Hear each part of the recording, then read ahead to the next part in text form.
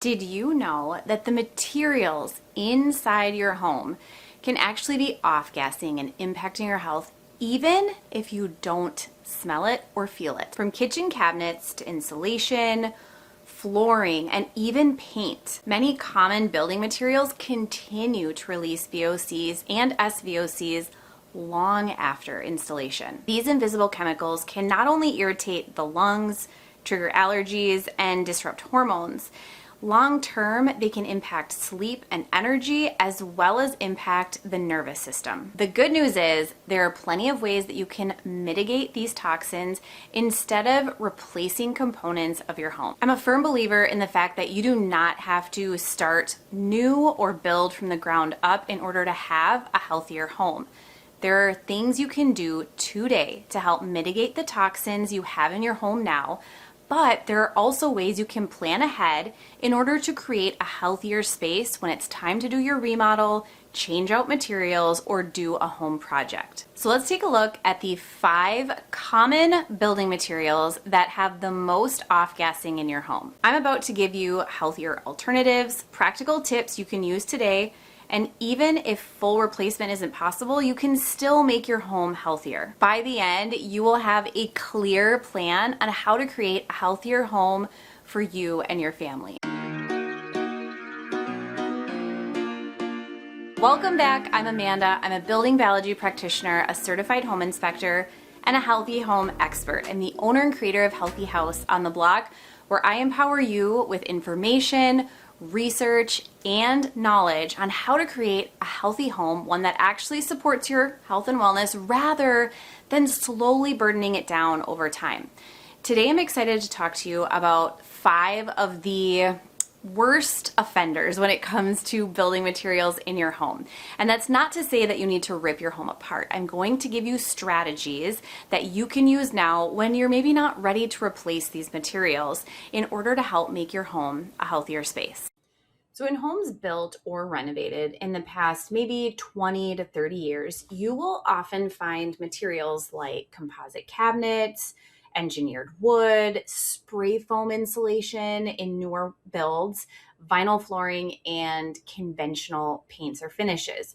Now, these materials will emit VOCs, volatile organic compounds, and SVOCs, which is a semi-volatile organic compound, and they will release these for years. Because they're not visible, most families don't even realize these chemicals are quietly affecting their health every single day. VOCs and SVOCs can cause headaches. There have been reports of respiratory irritation, sinus problems. They can also cause worsening allergies and asthma. And some compounds even affect things like your hormones or your neurological health.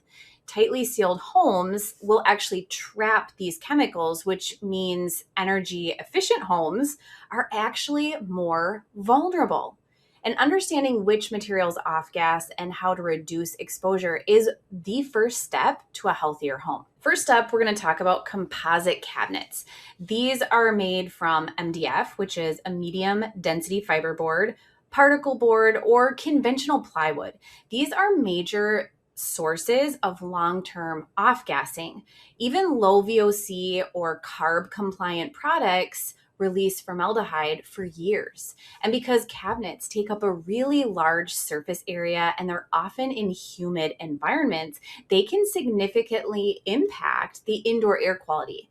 And exposure can worsen, like I said, asthma, allergies. It can cause headaches and cause eye or throat irritation to sensitive individuals, not just initially, but for months and years down the road. In composite cabinets, there are adhesives and there are binders, and these are used within the materials of the cabinet. They slowly release formaldehyde and other VOCs into the air. And children and those with chemical sensitivities will be particularly vulnerable. They'll often notice it first, but it is slowly impacting the rest of us as well. It's these small, consistent exposures that contribute to long-term health issues in individuals. So when you go to replace your cabinets, the great thing is there are safer alternatives and healthier alternatives, including solid wood cabinets, with maybe like a water-based finish. You can also do plywood that has no added formaldehyde cores. And you can even do European style cabinets. These healthier alternatives that meet stricter emission standards are healthier, and they're actually not incredibly more expensive. These options will actually reduce long-term VOC exposure and support better indoor air quality for you and your family. Now, if you can't replace your cabinets, mitigation is still 100% possible. What you will be doing is sealing the interiors with a VOC sealer, such as AFM Safe Coat. You can also make sure that you're running ventilation during and after cooking, and then use a HEPA or carbon-based filter for your air. This will also help remove some of these contaminants from the air while you're working towards maybe replacing cabinets down the road.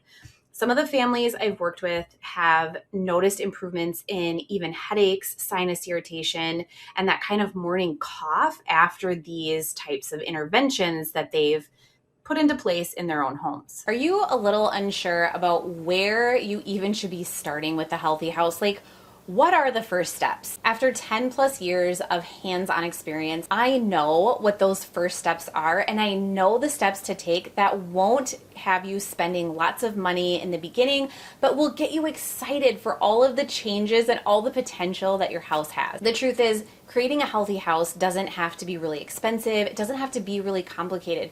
You just have to know the exact steps to take. Anybody can check things off a list, and that's exactly what I'm here to help you do. My free ebook is an amazing resource to help you get started on getting toxins out of your house and creating healthier habits, and also planning for the future for some of those bigger changes. Spray foam insulation contains isokinates and petroleum-based compounds, so off-gassing will continue for months and years after this spray foam has cured. An improper application or heat exposure, this can actually increase those emissions. And these chemicals are so horrible for human health. They have short-term impacts like irritation to lungs, they trigger allergies, they worsen asthma symptoms. But down the road, these are also causing issues with hormones and issues with the nervous system as well. So there are a lot of options when it comes to safer insulation alternatives, and it is really important to take into consideration where you're going to be insulating and what your exterior climate is of your house. So it's very important to consult with someone before you just replace insulation. Many times we're going to be doing this when we are maybe remodeling or building an addition anyways, so you'll have a contractor at your fingertips. If you don't, or you need someone additional, look for someone like myself who can do either in-person or virtual consultations to help you. So some better insulation options would include like a dense pack cellulose that is made from natural materials. Mineral wool is one of the best. You can also do a rock wool. These are naturally moisture resistant. I really like these. You can find things that like are more of like a fiberglass material that have low emission binders, and so they do off gas less. There's also a lot being added to homes as far as natural materials like hemp.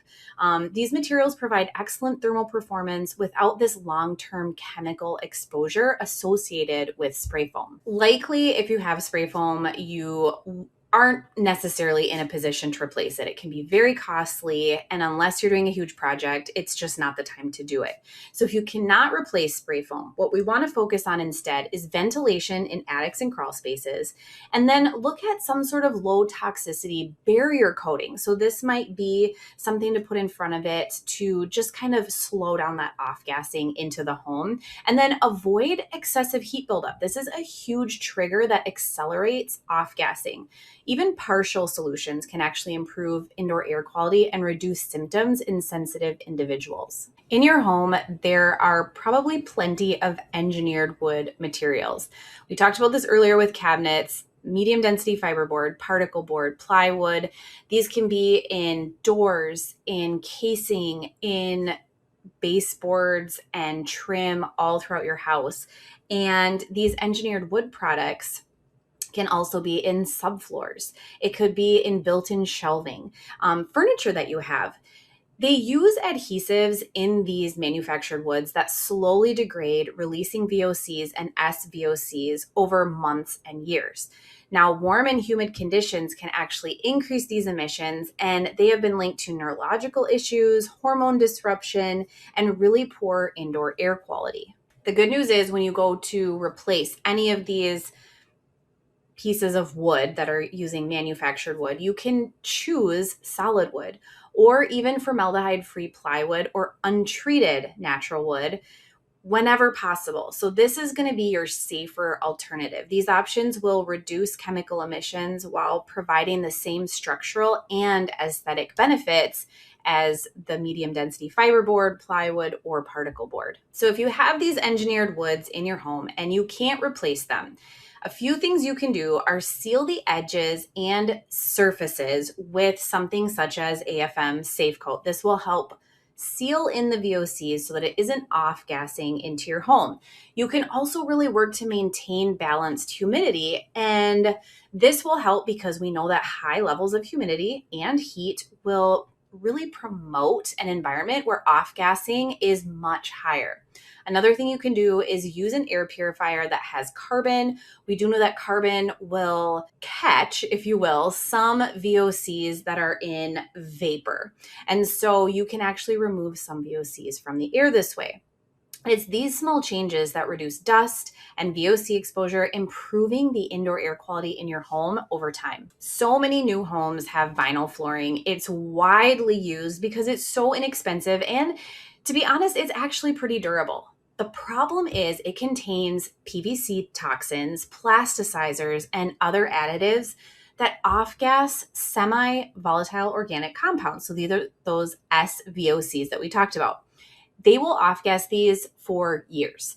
And these compounds can irritate the respiratory system. They will worsen allergies. They will impact hormone balance, and they're really toxic to kids who play near the floor.